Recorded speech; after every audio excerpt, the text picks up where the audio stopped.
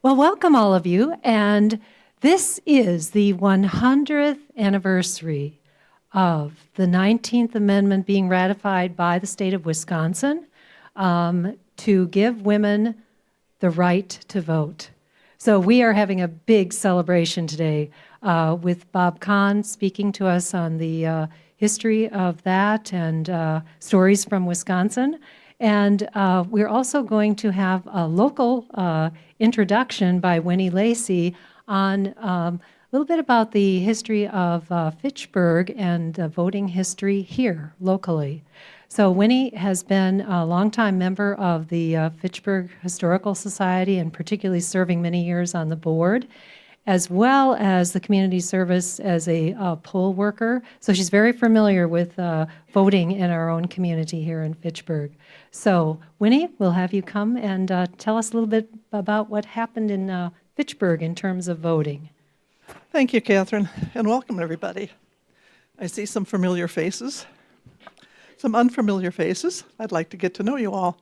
Anyway, they asked me quite some time ago if I would give kind of a thumbnail sketch of voting in Fitchburg. So I started by making some notes on the computer, and then my computer died. So I'm just going to kind of wing it. I have some papers up here that kind of I'll try and talk to it and try and make it worked. My first job working at the polls as an inspector came about unexpectedly because it was a very, very crowded election, and Ed Lina called me and said, "Can you come and help?" And I said, "I can if I can find somebody to take care of the kids." And I did, and so I did. And it was a big, big election, and people were lined up outside of the old, one of the town halls, and they out behind the salt sheds and stuff. So some of the pictures I have here are the very first town hall, actual town hall. Before that, elections were held in a one-room school, and then they built onto the garage where the trucks were, and that's where I started working. And then it moved up to the community center, and now we have at least 4 polling places because we have 4 aldermanic districts. And I tell you, it is hard to keep up with where they are because, like I say, it was the old school and then the town hall and the safety building, which is the corner courtroom of what is now the fire station number 1, and then the utility garage on McKee Road, which is now McKee Plaza, and then we were at number 2 fire station, and different places up in the northern part of the clubhouse at Ridgewood, and now we have a new fire station over at number 3. I'm sure that they're going to have to be using that. It's been something else. There's 4 aldermanic districts in Fitchburg, which not too bad. We can easily do that. But there's 3 school districts. There's 2 county supervisor districts and 2 state senate districts in the legislature, and none of the boundaries coincide. At one time, I think there was one polling place that had at least 5, if not 7, ballots for that particular time, and it gets very confusing. At the first ballots, of course, were paper, and this is a picture of where the ballots were kept. Now, these things can be looked at later on. Was turned over to the city, turned it over to the Historical Society, but we don't collect things as such. So we contacted the State Historical Society, and they did take one of the paper ballot. Then from there, it went into the big honkin' type of voting, where you close the door and then you pull down your little levers, and when you were finished, you push the back, and it tabulated everything. And that was kind of neat, because if you pull down a lever in one spot and put somebody else in that same spot, it wouldn't let you do it. So that was good. And then at the end of the night, they opened the back of that, and they cranked out a big, huge roll of paper, and people sat there and and counted, tabulated what the machines were said. I don't think I got anything on the back of that. Everything was done with somebody watching over you. There was no one position for anything. You had two people assigned to a certain thing, and a lot of times you had a third person kind of overseeing you. And that's true for today with when you print out from the optic machines, somebody reads the numbers off and somebody makes sure that they're reading the same thing. And where were we going on this? At the end of the day, you have to count the write-ins. And I always said that people who put a write-in on anything should come back at the end of the day and help count. And every vote has to be tabulated. If you write in Mickey Mouse, you've got to have that on your sheet. You've got to give however many Mickey Mouses and how many Vince Lombardis and how many of your neighbors you put down. That's kind of a funny one there, I think. What else did I want to say? I worked a long time after that first one. I worked up to being the chief inspector. That poll workers are called inspectors, and I worked up to being a chief inspector. And this was my uniform. I had blue slacks, but red, white, and blue. That was always me. And everything had to be accounted for. If something unusual happened during the day, the inspector's statement had to note that. And when you're given a number when you come in to vote, at the end of the day, the machine tells how many people voted, and that number has to coincide with the numbers that were given out. Because sometimes people think, oh, I'm in the wrong place, and they stick that number in their pocket, and it's lost. And that makes for a very, very long night afterwards. And you stay until everything is counted, everything is put away. Somebody asked me a question. Anybody? When was this first election that you participated in? I don't know. I'm thinking that maybe it was Jimmy Carter, because the line out the door, around, behind the salt shed, and back, and it was cold. It was a November election.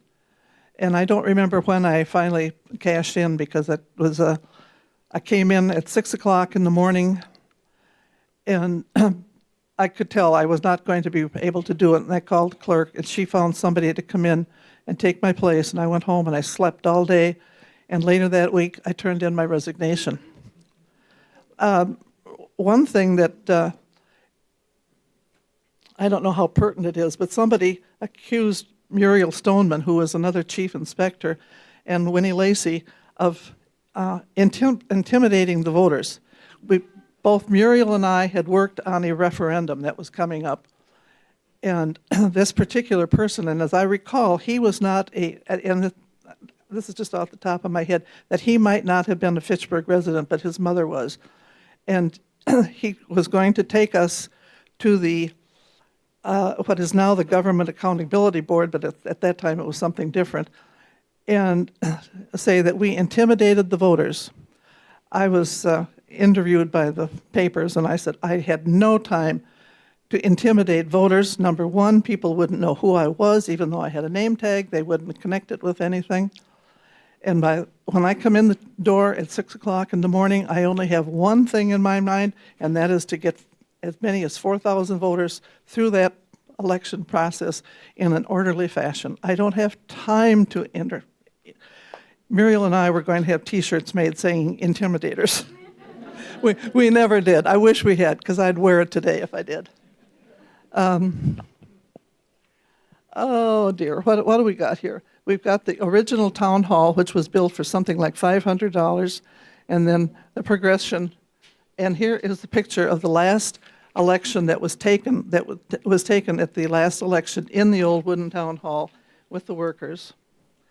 One of the things that I wondered was how many women voted the first time they were able to. So I have two lists here from the September 1920, and I don't know how many were there. That was quite a while ago that I went down and I copied those. Then I realized that I didn't have the total number of voters because we used handwritten poll lists. Get the poll list, yeah. This was the way it was. The poll list was kept.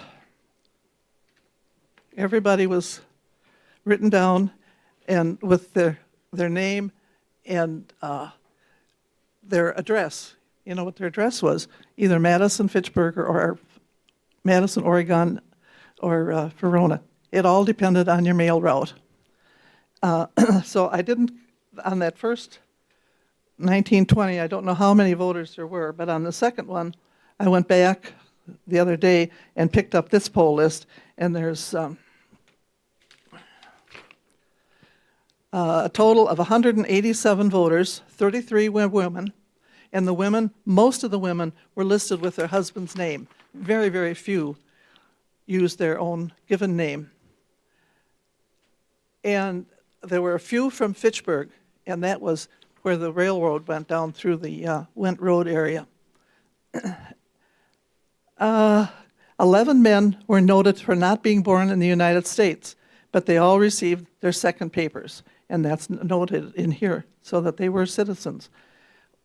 When I started working, if you were a naturalized citizen, you had to bring along a slip to show what court you were naturalized in and all that sort of stuff. Now, you don't even ask if you're a citizen. There's a spot on the registration form that says, "Are you a citizen?" And if you are not a citizen and you check that you are, you're liable to a $10,000 fine. And it's all on the honor system. What else might be interesting? Well, there's the picture of the voting machines and the Fitchburg people and the names here. And I was surprised that there was, on the very first one, was September, I didn't put the date, but September of 1920.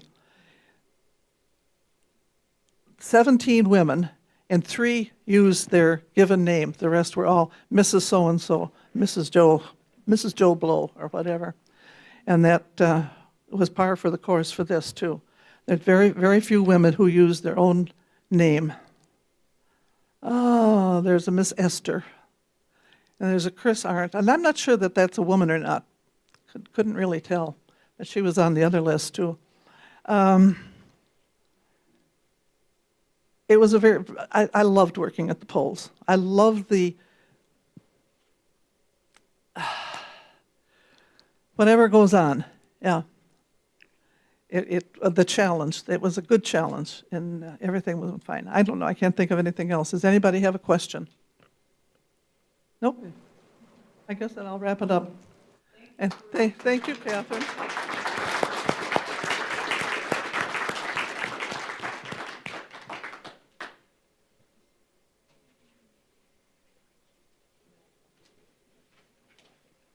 We are so glad to have citizens such as Winnie Lacy, and that women have the right to vote and work at the polls and be such an essential part of our community.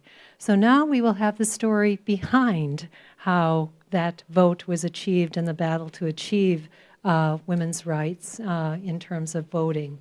Bob Kann, just to briefly tell you, when I met Bob at the back of the room when he came in today, I said, I remember when you came to my children's school and the library to give programs as a storyteller and a magician and a juggler and so on.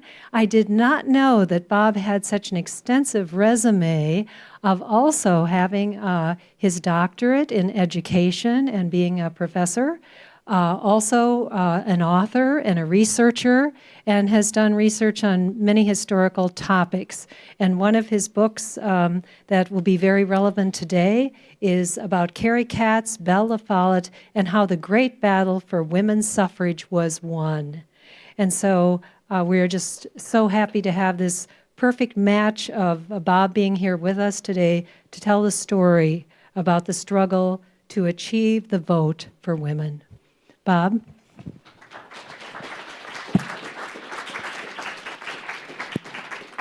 In July 1848, teenage Charlotte Woodward read about a women's rights convention that would soon meet in Seneca Falls, New York, about 40 miles from her home.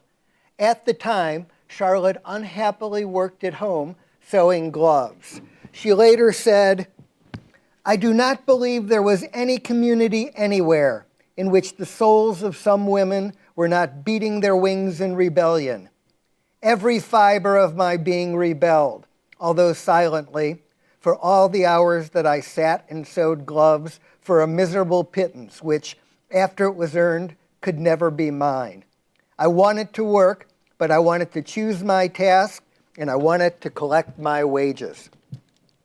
Charlotte and several of her friends decided they must attend the convention. The country girls rode to Seneca Falls in a horse-drawn wagon, traveling further than almost any of the other attendees. This was the very first women's rights convention. It launched one of the pivotal battles in American history, the fight for the most fundamental right of democracy, the right to vote. Approximately 260 women and 40 men attended, but only 68 women and 32 men signed the Declaration of Sentiments, the document outlining the rights they insisted women were entitled to as citizens of the United States. 72 years later, when the 19th Amendment to the United States Constitution was passed, guaranteeing women the right to vote, Charlotte Woodward Pierce was the only signatory of the Declaration of Sentiments who is still alive.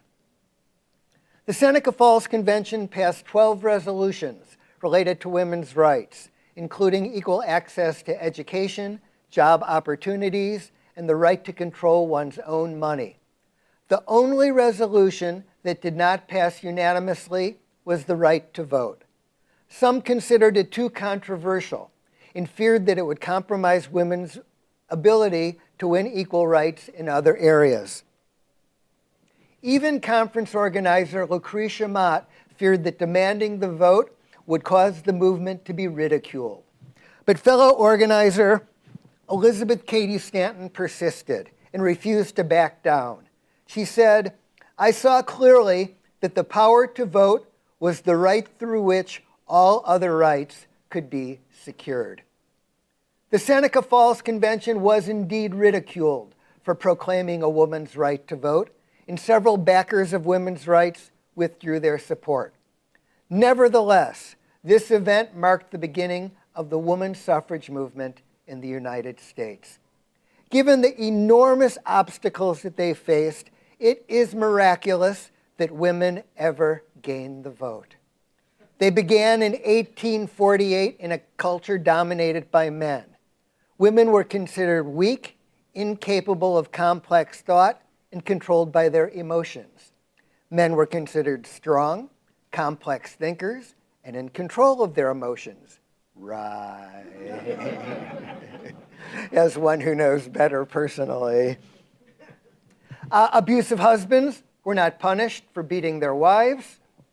Fathers automatically retained custody in divorce proceedings, and women could neither testify nor bring legal proceedings to court.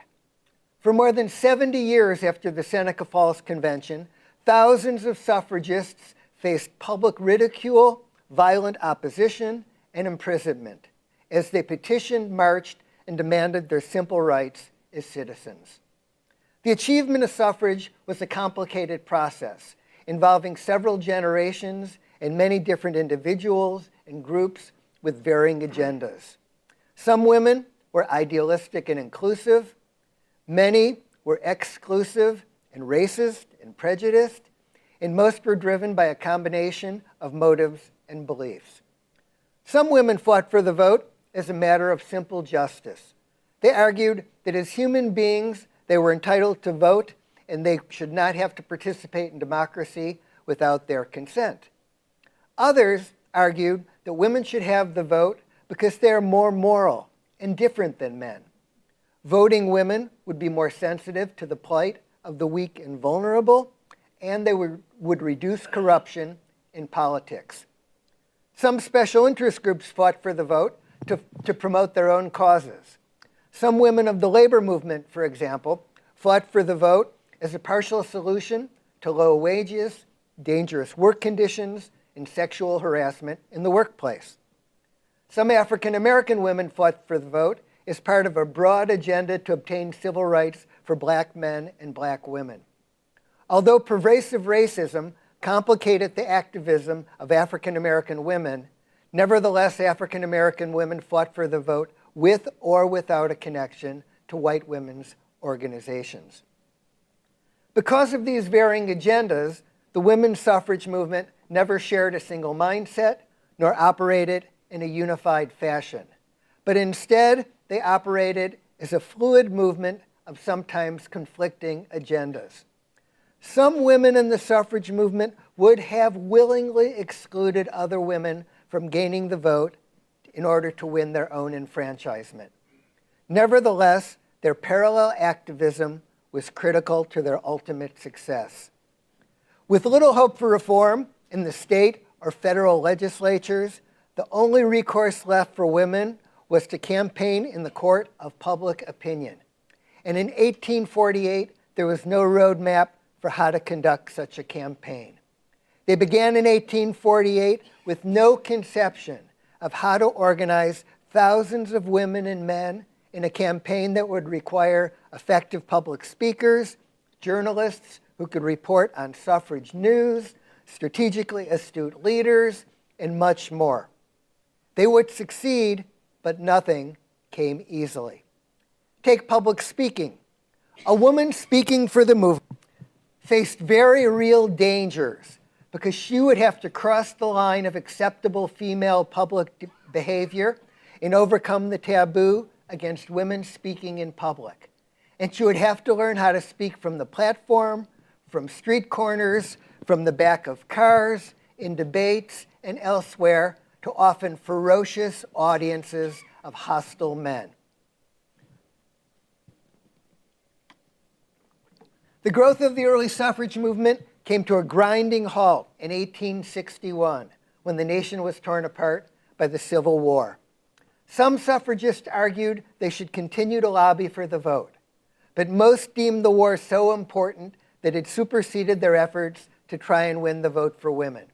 Instead, they directed their effort to trying to end slavery, with the expectation that once the war was won, men would grant them the vote because of their support for the war effort.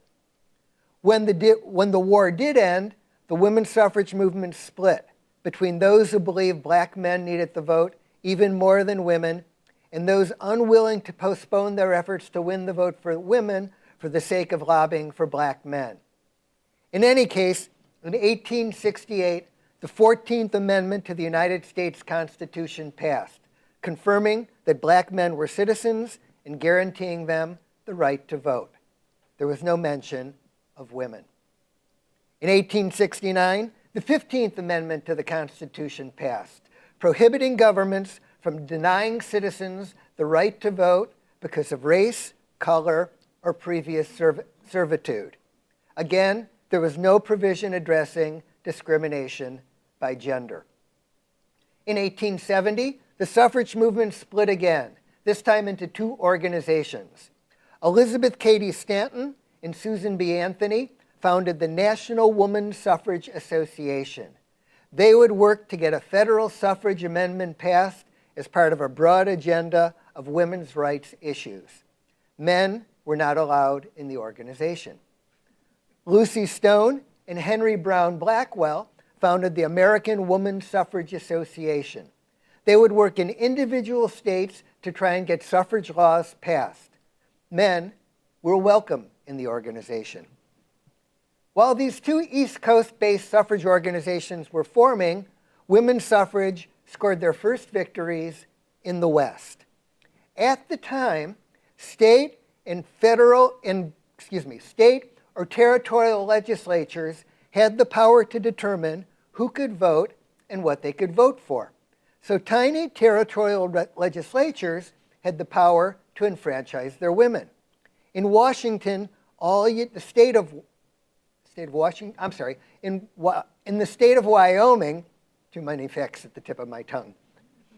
In the state of Wyoming, all you needed was 9 votes from legislators and the signature of the governor to pass a law.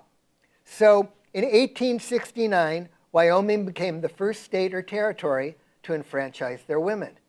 Why was Wyoming first? Well, perhaps it's because there were so few women in Wyoming, with a population of about 6,000 men and 1,000 women. Perhaps Wyoming enfranchised their women as a way to attract more women and making it a female-friendly territory. However, many men just believed since there were so few women, their votes wouldn't matter anyway. The main sponsor of the bill, a saloon keeper, William Bright, said he supported suffrage because, quote, "My wife is as good as any man and better than convicts and idiots." In 1870, Utah enfranchised their women in a move as part of an effort by Mormon settlers to preserve polygamy, which was under attack by the United States Congress. At the time, polygamy was common amongst Mormons, and the Mormon population was growing. Anti-polygamy congressmen figured if women in Utah got the vote, they would vote against polygamy, and that would end it. But Mormon elders knew that Utah women favored polygamy.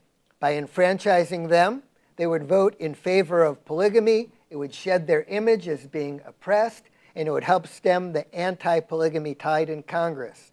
So Utah's tiny territorial legislature enfranchised their women.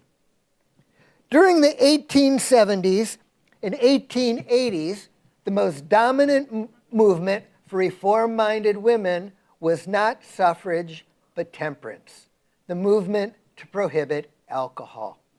After the end of the Civil War, the rise of alcoholism and related damage to families led to the growth of the temperance movement. In the long run, the temperance movement both helped and hindered the suffrage movement.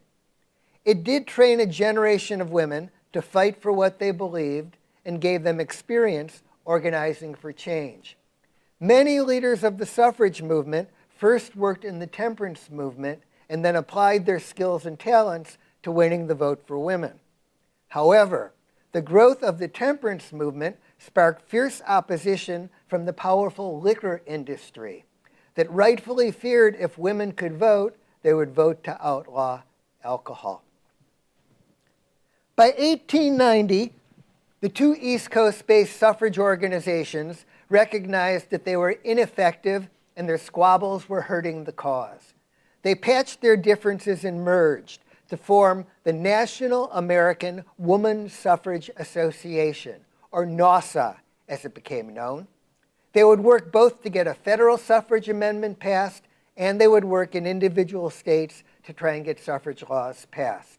Elizabeth Cady Stanton, circled in the center there, was the organization's first president. She was succeeded by, on her right in the photo, Susan B. Anthony, and then Carrie Catt became Anthony's chosen heir. In 1893, Colorado enfranchised their women as part of a popular referendum.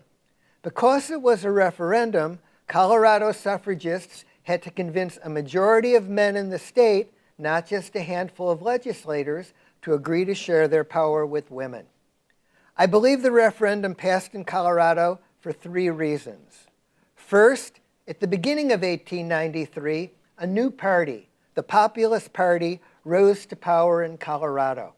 The Populists believe in equality for all, and enfranchising their women would expand their electoral base. Second, many pro-suffrage women in Colorado were active in the Colorado labor movement, farm movement, temperance movement, and women's club movement. These women formed a loose reform-based alliance, which in conjunction with endorsements from the Populist Party led to victory. And finally, because Colorado had such a small state suffrage organization, they asked the national organization, NAWSA, to send assistance. and NAWSA sent Carrie Catt to help.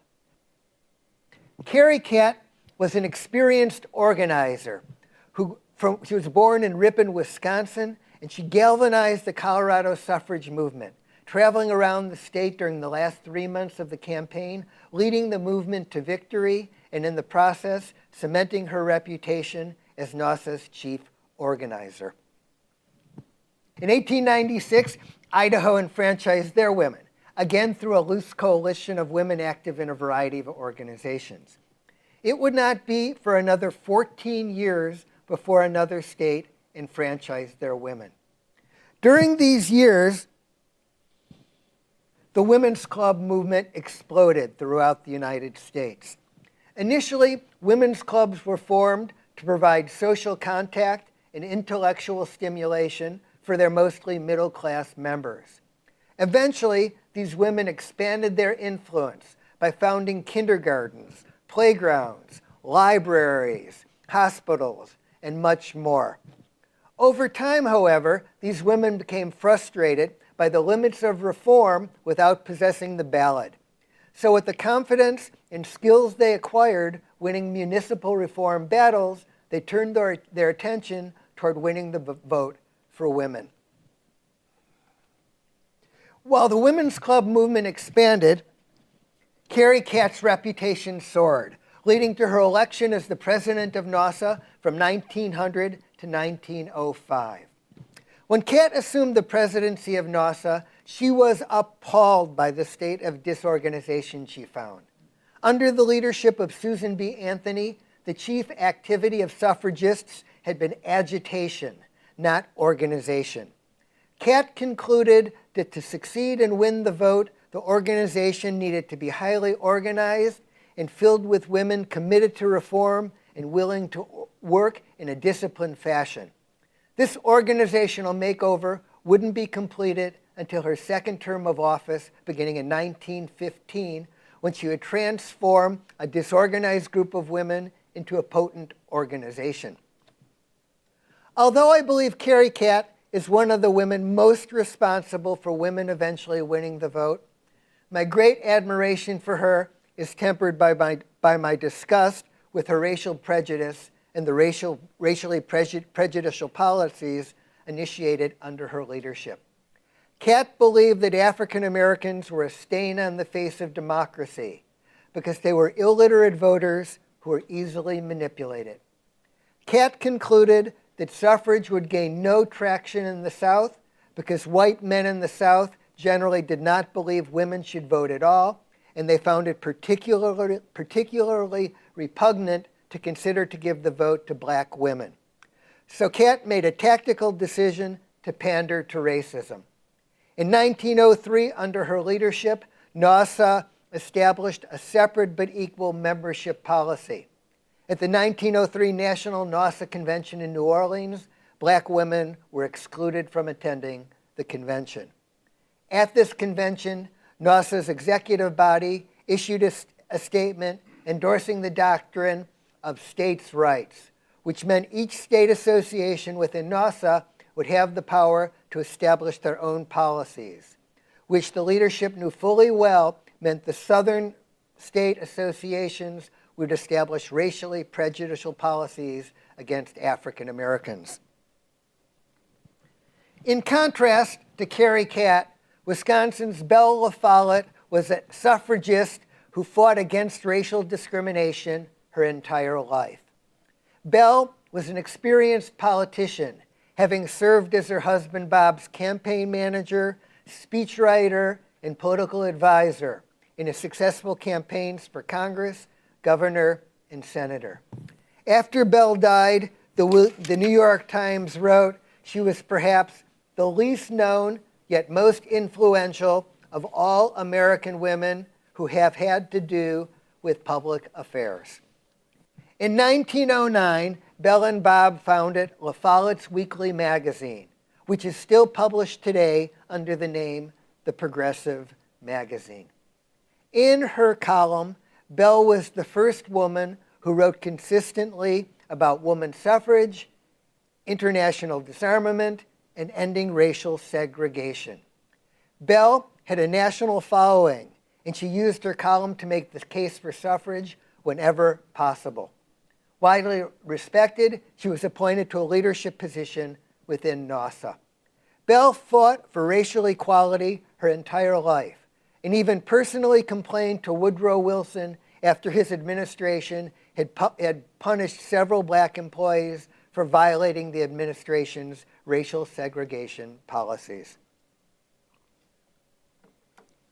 By 1910, it had been 14 years since any states had newly enfranchised their women. Many suffragists had just about given up on the state campaigns, so the victory in the state of Washington revitalized the movement.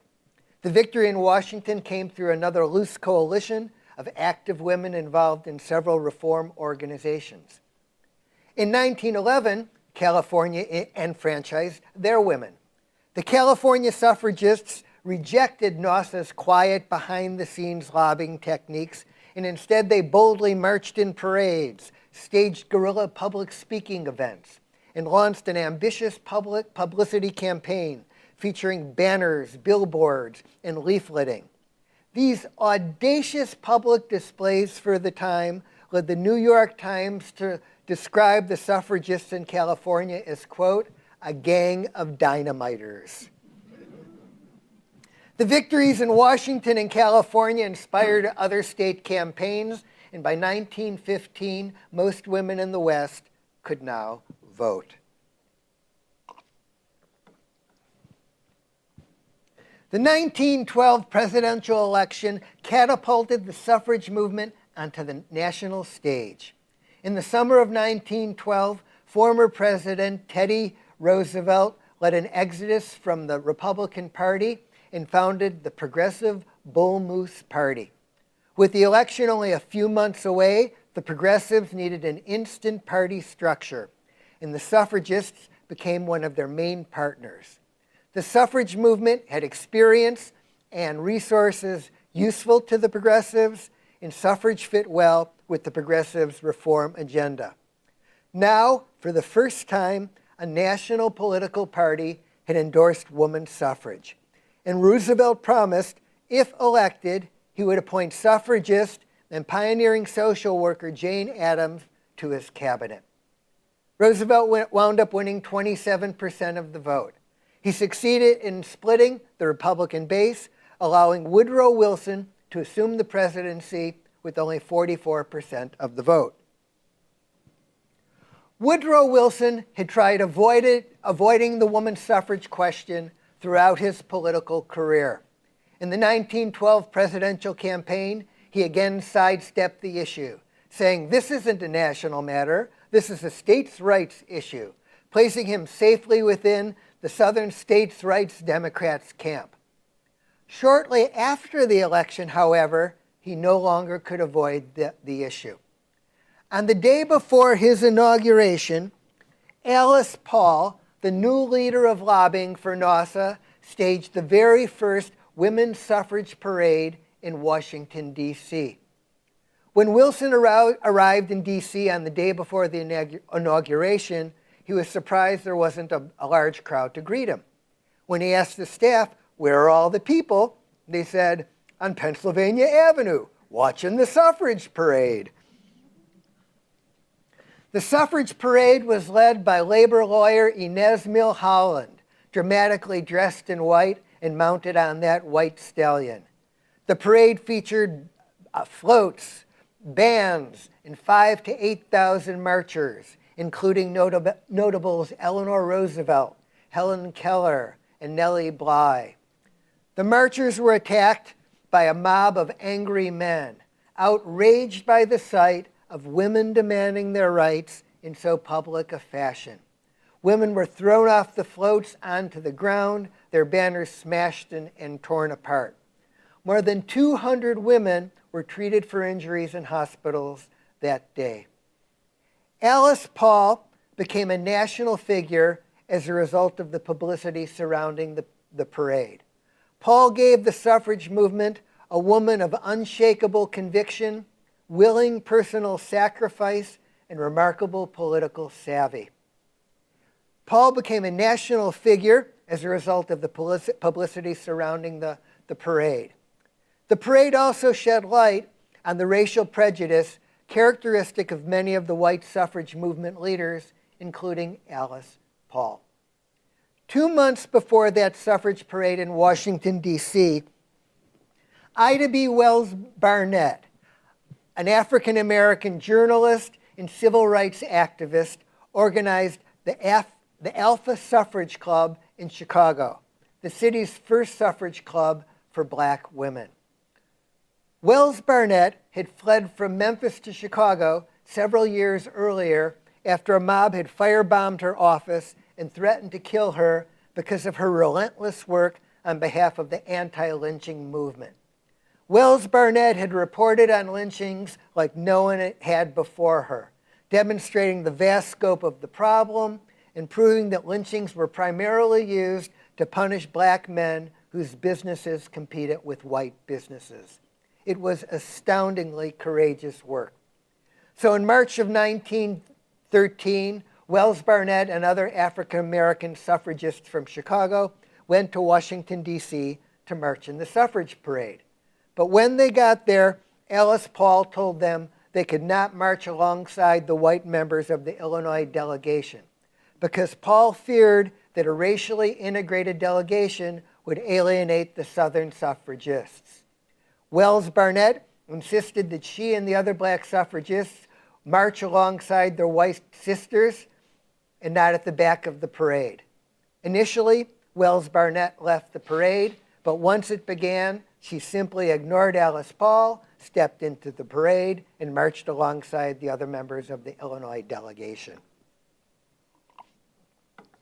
Although Alice Paul's attempt to segregate the parade was consistent with NAWSA policy, her militant tactics alienated the leadership of NAWSA, who found the parade to be unladylike.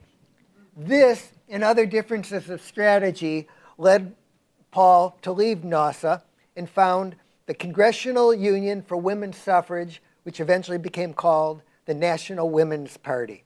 They worked exclusively on getting a federal suffrage amendment passed, while NAWSA primarily worked in individual states trying to get suffrage laws passed. By 1915, the suffrage movement was in a state of crisis. There had been no movement made to get a federal suffrage amendment passed, and no states outside of the West had passed universal suffrage laws. The leadership of NAWSA recognized they needed a change of command, so they drafted Carrie Catt to assume the presidency of NAWSA once again. This time, Catt transformed NAWSA into an organization of unmistakable power and effectiveness, now mobilizing its more than 2 million members in what some historians have called the most powerful women's organization in history. Toward the end of 1915, Catt changed NAWSA's strategy so that they too would primarily work on getting a federal suffrage amendment passed, not only working in individual states where victory seemed achievable. Also toward the end of 1915, President Wilson announced he would be voting as a private citizen in the New Jersey state women's suffrage referendum, and he would be voting in favor of woman suffrage. During his first term of office, Wilson had kept track of the changing political winds regarding the woman suffrage question. There were more and more congressmen and senators in states where women could vote.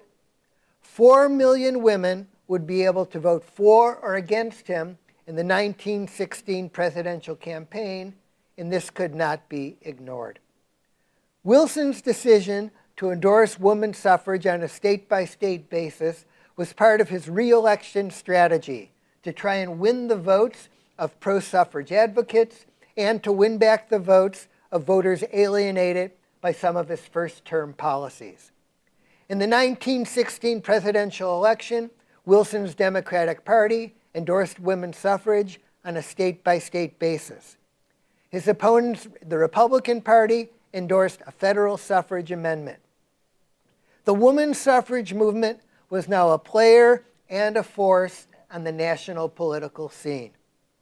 Wilson narrowly won re-election. Some historians attribute his victory to the votes of women, with Wilson winning in 10 of the 12 states in which women could vote. Shortly after his re-election, on January the 10th, 1917, the National Women's Party staged the very first picketing of the White House in history. The picketers were silent sentinels. Instead of shouting their demands, they wrote them on banners saying, "Mr. President, what will you do for women's suffrage? Mr. President, how long must women wait for liberty?" The latter was the final plea of 31-year-old suffragist martyr Inez Milholland, who had collapsed and died while on a speaking tour for women's suffrage 2 months earlier. In April 1917, the United States formally entered World War I. Many Americans considered the picketing to be unpatriotic, but despite being branded as traitors, the picketers continued picketing and criticized the hypocrisy of their government for sending their sons to die for democracy in Europe while denying their wives and mothers the basic rights of democracy at home. In July 1917, nearly 500 picketers were arrested on charges of obstructing traffic. Alice Paul and other picketers endured repeated imprisonment and solitary confinement. They responded by staging hunger strikes, and they in turn were force-fed. They were strapped to tables, tubes rammed down their noses, lacerating their throats. It was torture. The leadership of NOSA was appalled by the militant tactics of the picketers. Picketing was unfeminine and brash, and therefore detrimental to the cause.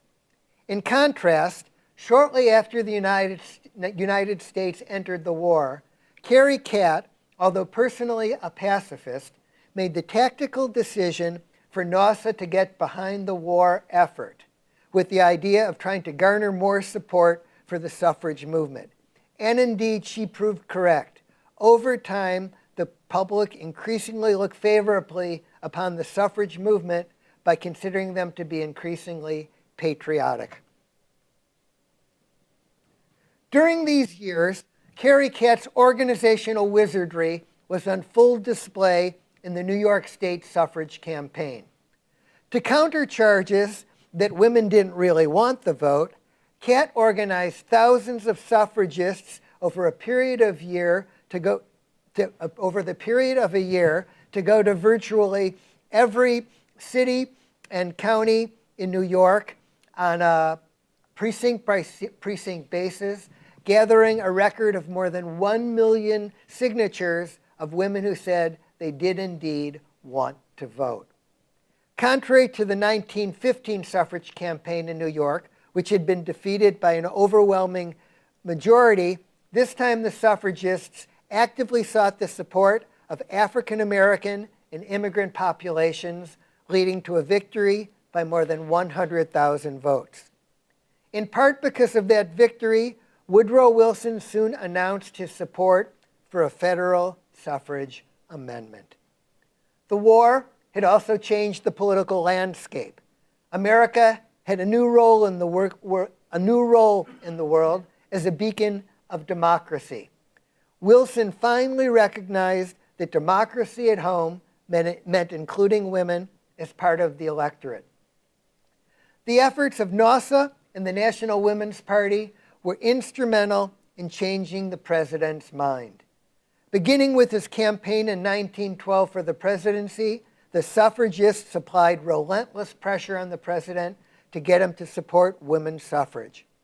Whether it was by publicly embarrassing him through parades, pickets, and hunger strikes, cultivating his favor by supporting the war effort, or expanding the female electorate by winning the state campaigns, these combined efforts swayed the president's mind. After Wilson announced his endorsement for women's suffrage, his support became critical in the final battles ahead. Wilson rounded up the final votes in the House of Representatives when the amendment had stalled there. He gave an unprecedented speech on the floor of the Senate when the amendment was in jeopardy there. And he called a special session of Congress in May 1919, resulting in final passage of the amendment by Congress on June the 4th, 1919. The final battle for suffrage wasn't over, however. Ratification posed formidable obstacles. Now 36 states, or 3/4 of the states, had to ratify the amendment for it to become enacted in law. When the Senate had passed the amendment, Belle La Follette was observing in the visitors gallery. She immediately contacted representatives from Wisconsin because she wanted Wisconsin to ratify first. Badger pride. This was ironic because Wisconsin was one of the states that Carrie Catt had given up on as doomed for failure. Wisconsin had a women's suffrage referendum in 1912. It was defeated by more than a 2-to-1 margin because of effective opposition by the powerful liquor lobby. But by 1919, prohibition was a done deal. So there was no active opposition by the liquor lobby. Waukesha's Theodora Winton Yeomans, the president of the Wisconsin Women's Suffrage Association since that defeated referendum in 1912, led the charge to ratify first. To light a fire under her troops, Yeomans slyly suggested that Illinois had also set its heart on ratifying first. Fighting words designed to arouse the competitive spirit of the Badger women. And indeed, on June the 10th, 1919, Wisconsin became the first state to ratify the 19th Amendment to the Constitution. By the summer of 1920, 35 states had ratified, 8 had opposed, 3 refused to consider. Although North Carolina was still in play, rejection seemed likely there. The last and final state providing the possibility for that elusive 36th vote necessary to ratify the amendment was the state of Tennessee. The battle for ratification in Tennessee was dirty and ferocious. Anti-suffragists in Tennessee tried bribing legislators with offers of cash, loans, or lucrative business deals. When bribery failed, they tried to prevent pro-suffrage legislators from even voting. Several pro-suffrage legislators received phony telegrams informing them their wives were sick, their children were injured, their homes were on fire to compel a hasty retreat from Nashville before the final vote could be taken. Carrie Catt and the now politically astute Tennessee suffragists anticipated these unscrupulous tactics and prepared countermeasures to ensure victory. The final vote in the Tennessee legislature was expected too close to predict the outcome. When Harry Burns' name was called, both sides held their breath because they knew ratification could hinge on this one single vote. 24-year-old Republican Harry Burns was the youngest member of the Tennessee state legislature. He knew that most of his rural constituents opposed women's suffrage. His own Republican Party had told him his political career was finished unless he voted against the suffrage ratification. Personally, he favored suffrage, but he wanted to be reelected. He was supporting his mother and siblings, working as an agent for the local railroad, which also opposed suffrage. And he was studying law under the tutelage of Republican anti-suffrage leader H.M. Candler. Rejection was the safest course of action to follow. The sound of his name echoed in Harry Burns' ears. In his jacket pocket sat a letter that had arrived earlier that morning. Harry Burns' mother, Phoebe, had always resented having no say in governing her country's affairs. She wrote, "Dear son, hurrah and vote for suffrage. Don't keep them in doubt. I noticed some of the speeches against. They were bitter. I have been watching to see how you stood, but have not noticed anything yet. Don't forget to be a good boy, guilt tripping, and help Mrs. Cat put the rat in ratification. Your mother." I voted Harry Byrne.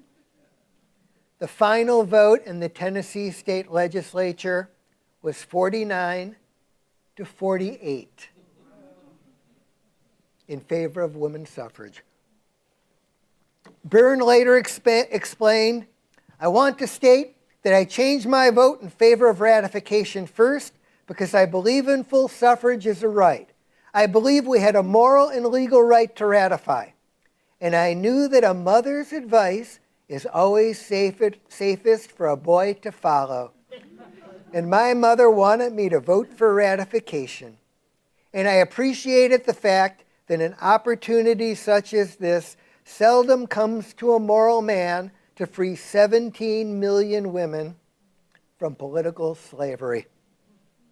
72 years of perseverance by 3 generations of women culminated in adoption of the 19th Amendment to the United States Constitution on August the 26th, 1920, guaranteeing women the right to vote by the vote of one young man who listened to his mother. Thank you. Thank you.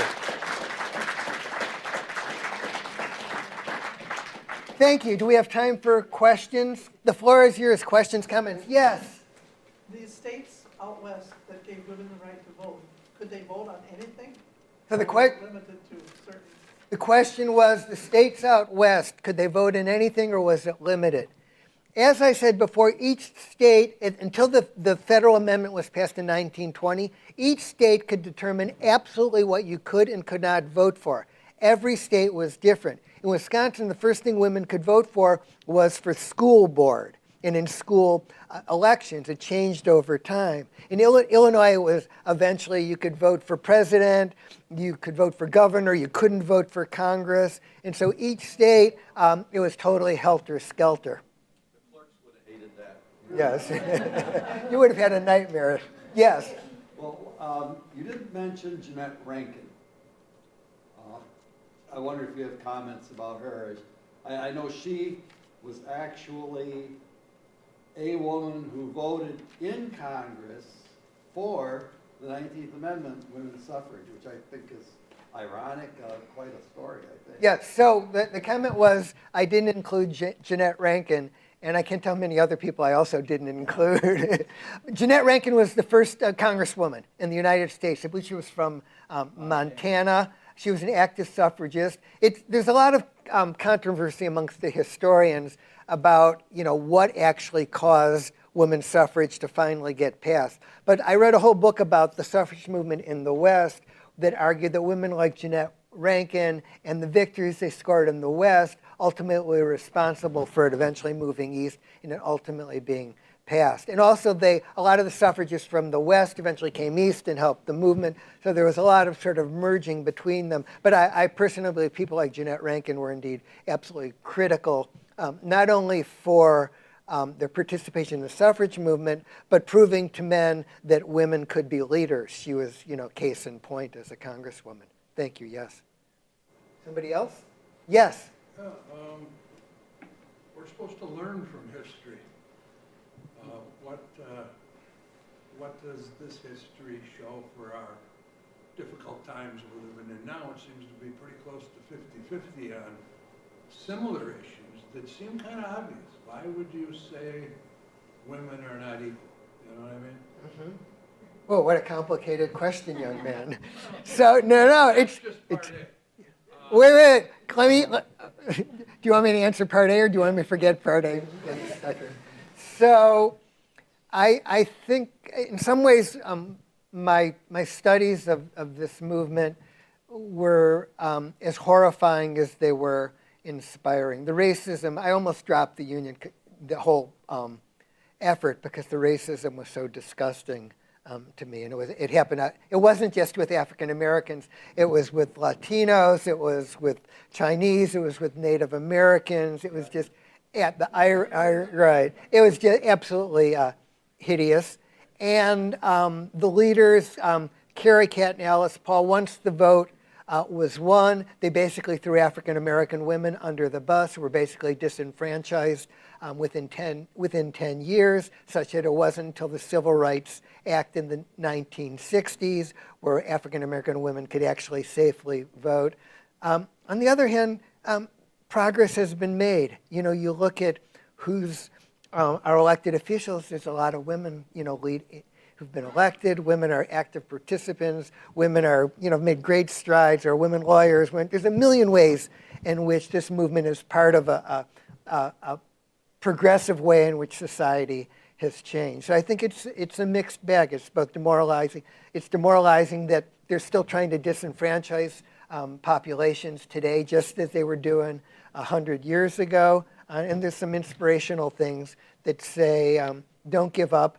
You know, it was 72 years before when the movement started till they finally, 3 generations later, actually won the vote. So change can take time. Somebody else? Anybody? Well, if I were you, I'd take a lot of Starbucks coffee home with me.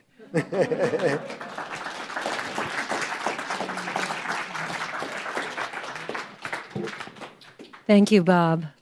That was just a tour de force. That's off. So. Oh, thank you.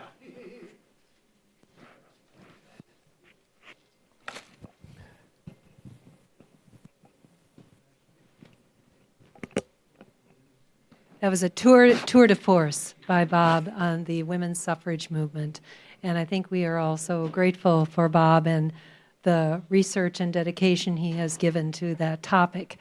And all of us a fresh appreciation, I think, for the right to vote, and that we need to take advantage of that every time it is presented to us as this democracy that we live in. So with that, we would like to celebrate women's suffrage with all the treats that were brought today. Thank you to everyone who provided those for us. We have a special anniversary, 100th anniversary cake to share with you this afternoon also, Starbucks coffee, and we have lots of treats. So please linger to enjoy each other's company and discuss the program and enjoy the Packer game later on this afternoon. So thank you all so much for coming.